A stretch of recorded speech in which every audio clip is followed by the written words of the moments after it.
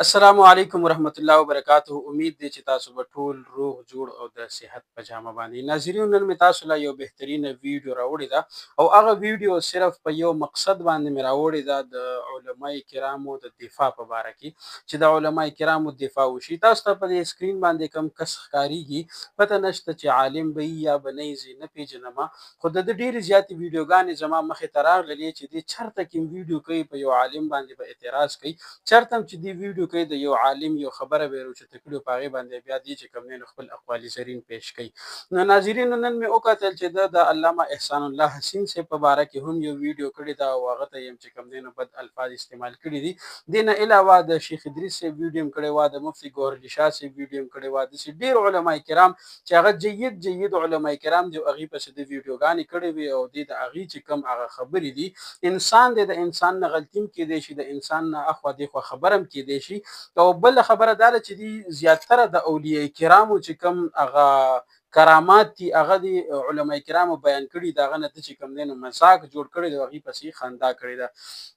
نو زه به ده ته دا یو پیغام ورکړم چې ګوره، د خلکو د ذهنونه مه خرابوئ کوئ، مطلب دا د علما کرامو نه خلک چې کوم دی نو مه خرابوئ، د هغې ذهنونه ترېنه مه اړوئ، بلکې خلک راجمع کړئ، د خپلو علماو باندې خپلو علماو سره یې کېنوئ، د علماو یو ښه تصویر ورته پیش کړئ. ګوره، تاسو سره یو پلیټفارم دی، تاسو سره چې کوم دی نو یو یوټیوب چینل دی یا در سره فیسبوک پیج دی او تاسو ځان ته یو موبایل اخیستی دی، تاسو دومره محنت کوئ، خواري کوئ، نو کوشش وکړئ د علما کرامو او د دین چې کوم دی نو یو ښه تصویر خلکو ته وښایي، یو ښه لار چې کوم دی نو خلکو ته وښایي. اوس که یو کس راپاڅېږي او هغه کله د یو عالم یو کلیپ راخلي، کله د بل عالم یو کلیپ راخلي او په هغې باندې اعتراضات کوي او د هغې چې کوم دی نو بیا دې خبرې کوي او په هغې باندې بیا خپل اقوال زرین پیش کوي، نو دا ښه خبره نه ده. او دا چې کوم دی نو درته زه وایم چې بیا دپاره داسې ویډیوګانو نه چې کوم دی نو ځان وساتئ او صرف د خپل پیج مخکې کولو دپاره چې کوم دی نو نور هم ډېرې طریقې شته دی. کوشش وکړئ چې د دین اسلام د علما کرامو ښه تصویر چې کوم دی نو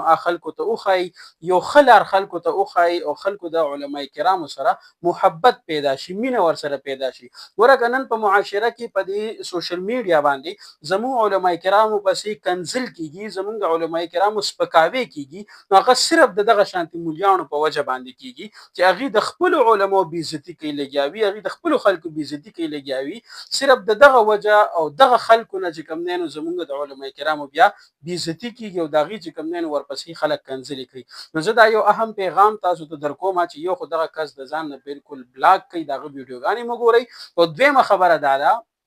چې دا چې کوم دی نو دې کومې ویډیوګانې کوي، نو ده ته دا پیغام ورکوم چې داسې ویډیوګانې بالکل مه کوئ، دا چې کوم دی نو د علما کرامو سپکاوی